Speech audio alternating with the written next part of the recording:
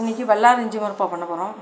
அதுக்கு இஞ்சி ஒரு 50 கிராம், ஒரு புடி வல்லாரைக்கீரை வீட்டில் கொள்ளையிலேருந்து பறித்தேன், ஒரு 1/4 கிலோ வெல்லம். அது மட்டும் எப்படி வல்லார இஞ்சி மரப்பா பண்ணுறதுன்னு பார்ப்போம். அடுப்பில் வச்சு தண்ணி ஊற்றி அந்த வெள்ளத்தை அதில் போடுவோம் பாகு வைக்கிறதுக்கு. அப்புறம் இந்த இஞ்சியையும் வல்லாரையும் போய் அரைச்சிடுவோம் மிக்சியில்.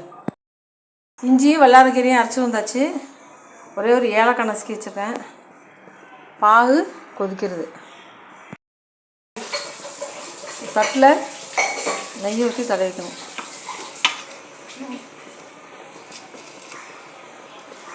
கேக்க கொட்டுறதுக்கு இஞ்சி வல்லாரையும் அரைச்சதை பாகில் போட்டு காய்ச்சி வச்சு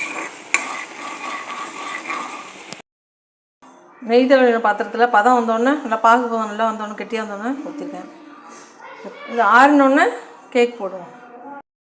சின்ன சின்ன பீஸாக கட் பண்ணி செரிமானத்துக்கு சாப்பிட்லாம். வல்லாரை நினைவாற்றலுக்கு நல்லது. கொஞ்சம் கிட்ஸுக்கு கொடுக்கலாம்.